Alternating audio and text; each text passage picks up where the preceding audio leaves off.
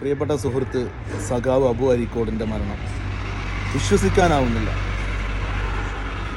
നമ്മൾ പറയും ഓരോ നേതാക്കന്മാർ മരണപ്പെട്ടു കഴിഞ്ഞാൽ തീരാനഷ്ടം, മലയാളക്കരയുടെ തീരാനഷ്ടം എന്നൊക്കെ പറയും. പക്ഷെ അതൊന്നും ഒരു തീരാനഷ്ടമല്ല.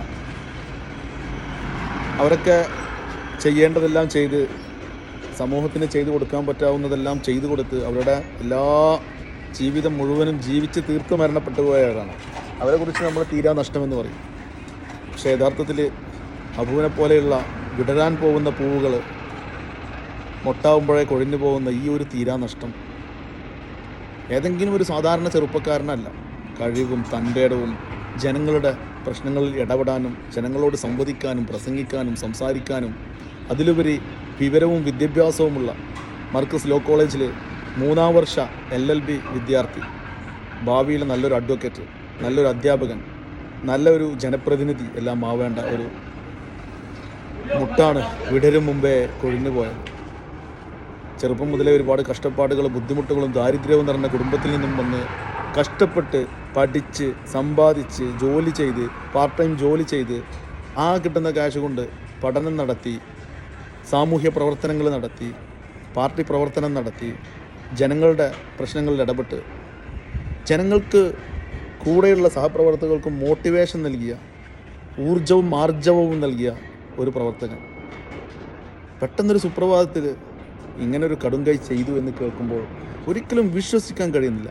എന്തു തന്നെയായാലും ഇതിൻ്റെ പിന്നിൽ എന്തെല്ലാം ദുരൂഹതകളുണ്ടല്ലോ. ആരൊക്കെയാണോ ഇതിന് കാരണക്കാരായിട്ടുള്ളത്, ഏത് നായിൻ്റെ മക്കളാണെങ്കിലും അവരെ പുറത്ത് കൊണ്ടുവരിക തന്നെ ചെയ്യണം. അതെങ്കിലും പാർട്ടി ആ പ്രവർത്തകനോട് ചെയ്തു കൊടുക്കണം. അബുവിന് നീതി വാങ്ങിക്കൊടുക്കണം. അബുവിനെ ആത്മഹത്യയിലേക്ക് തള്ളിവിട്ട ആ ഒരു ഘടകം എന്താണെന്ന് കണ്ടുപിടിക്കുക തന്നെ വേണം. പാർട്ടി കാര്യക്ഷമമായി അതിനുവേണ്ടി അന്വേഷണം നടത്തണം, പ്രതികളെ കണ്ടെത്തണം. സഹപ്രവർത്തകർക്ക്, അബുവിൻ്റെ സുഹൃത്തുക്കൾക്ക്, കുടുംബത്തിന് വേണ്ടി അതെങ്കിലും പാർട്ടി ചെയ്യണം. മരണത്തിന് മുമ്പേ അബുവിൻ്റെ പ്രശ്നങ്ങൾ കാണാനും മനസ്സിലാക്കാനും പരിഹരിക്കാനും പാർട്ടിക്കോ സുഹൃത്തുക്കൾക്കോ കുടുംബത്തിനോ എനിക്കോ നിനക്കോ ആർക്കും കഴിഞ്ഞില്ല.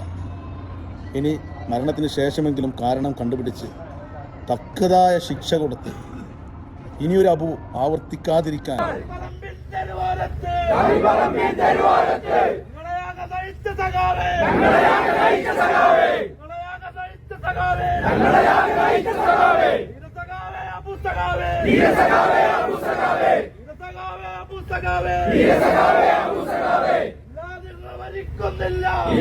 മരിക്കുന്നില്ല